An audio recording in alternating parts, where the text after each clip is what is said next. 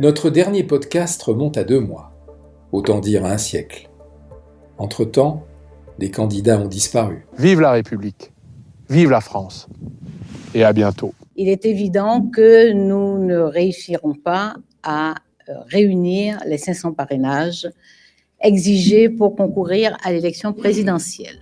Entre-temps, de nouveaux slogans sont apparus, à commencer par celui du président sortant, qui après un « avec vous » empathique, s'est transformé en un « nous tous » rassembleur. Mais aussi Jadot avec « faire face », sans grand intérêt à part l'allitération, après avoir essayé un « changeons » concis mais pauvre. Entre-temps, une guerre s'est déclenchée en Europe à 2 heures d'avion de Paris et s'est invitée dans la campagne. Enfin, il y a eu le premier tour des élections. La plus grande surprise ne fut pas celle des 2 candidats qualifiés pour le second tour, dans un duel finalement annoncé depuis longtemps. C'est surtout l'effet ravageur du vote utile. Au premier tour, on choisit. Au second, on élimine. Ça, c'était avant.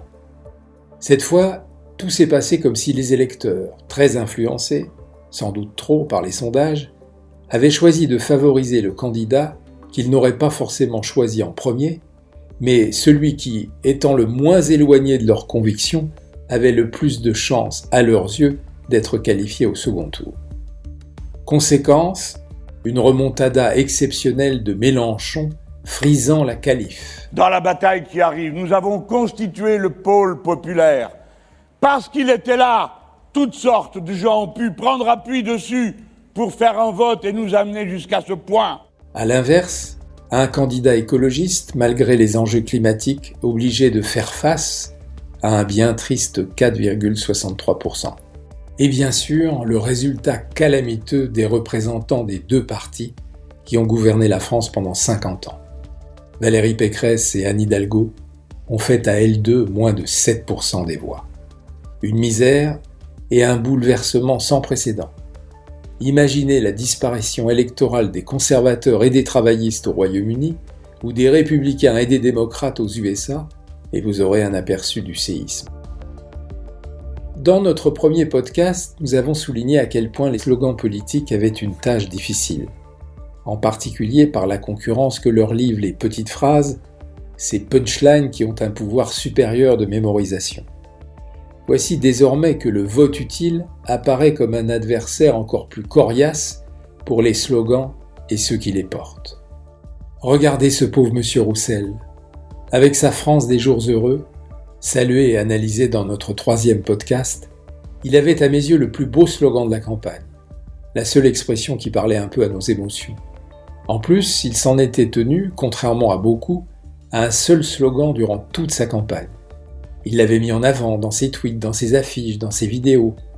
À défaut de l'utiliser dans des campagnes publicitaires interdites en France, il s'est obstiné à mettre son slogan chaque fois que possible sous les yeux des électeurs, jusqu'à le placer en majesté à la fin de sa vidéo officielle, comme toute marque qui croit à la signature dont elle s'est dotée. Construisons ensemble la France des jours heureux.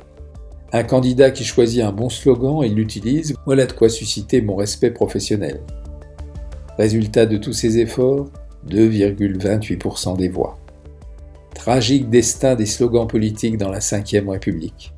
Si on leur demandait leur avis, nul doute que les slogans préféreraient un mode de scrutin proportionnel qui les débarrasserait à jamais du vote utile plutôt que notre scrutin majoritaire à 2 tours. Restons à gauche. Juste avant le second tour, Mélenchon a ajouté à l'Union populaire, slogan bien peu inspirant, « Un autre monde est possible ». Slogan phare de l'altermondialisme, il n'est pas nouveau, donc pas très original, mais il garde quand même son potentiel auprès des jeunes électeurs peu regardants sur le réalisme du programme. 21,95% des électeurs veulent donc changer de monde et sont prêts à le faire radicalement, en tout cas au premier tour.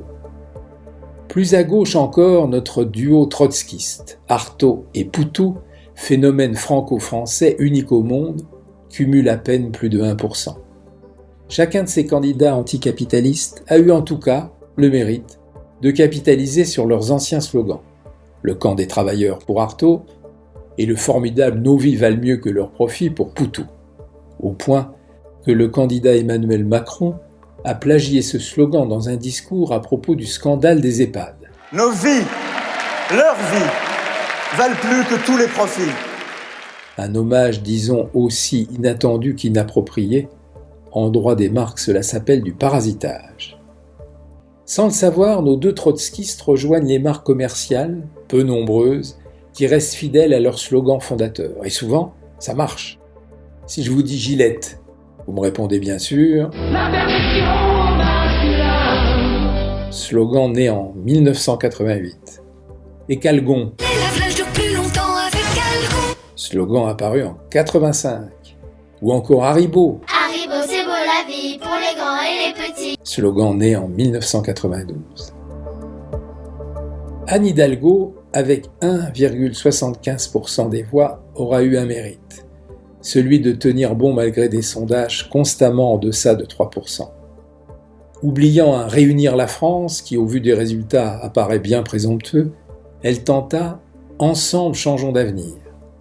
Ce dernier slogan a eu visiblement du mal à réveiller l'électorat socialiste. Chaque mot a tellement été utilisé dans un slogan politique que l'électroencéphalogramme ne peut rester que plat, comme ces sondages. Après l'insipide « Pour la fierté française retrouvée », après avoir tenté la Nouvelle France, déjà utilisée en 2012 par Montebourg, Valérie Pécresse a tranché pour le courage de faire. Mieux inspirée, assez crédible eu égard aux états de service de la dame dans sa région, mais bien moins impactant qu'une femme d'État, choisie là aussi après bien des essais par Marine Le Pen, en particulier sur son panneau officiel. Restent nos deux qualifiés. C'est sans doute, en matière de slogan, là où la déception est la plus grande. D'un côté, nous tous, pour le président sortant, de l'autre, et pour ne pas être en reste, pour tous les Français, choisis par Marine Le Pen il y a quelques jours.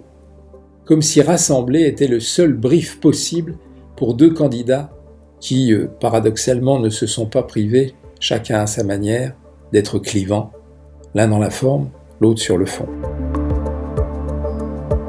Faute d'un slogan épatant, nous attendrons donc, lors du débat télévisé, la petite phrase qui tue, celle qui pourrait bien, une fois de plus, cristalliser définitivement les choses en faveur de l'un ou de l'autre des candidats.